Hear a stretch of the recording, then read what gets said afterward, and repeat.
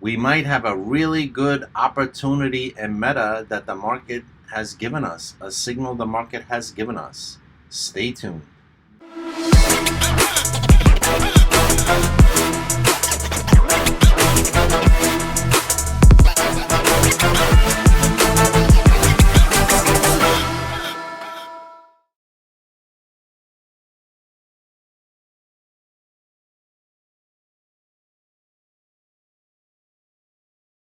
So Meta on this day, October 12th, broke this high and actually closed above it. This is the 326 high.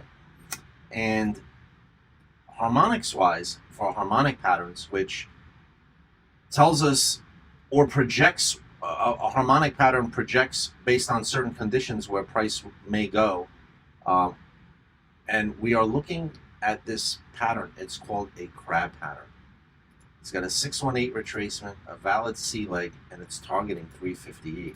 Now remember, what typically happens in a situation like this is that this pattern confirms here to 358, let's say to 352. What we want to do after this happens is look at areas where we can get involved in a trade. So one area we can look to get involved in a trade is if the market has weakness at 306 down to this 300 level, okay?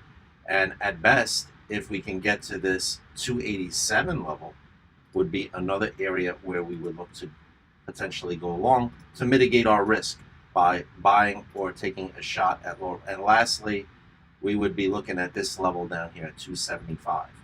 Yes, the market makers are capable of signaling higher and still coming in and accumulating at lower prices.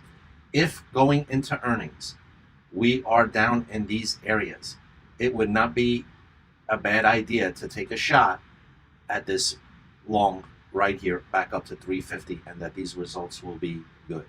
Okay, so again, trade your book, trade your plan. But what I plan on doing potentially is if we get into this area, I do not trade earnings. I try to stay away from all of that.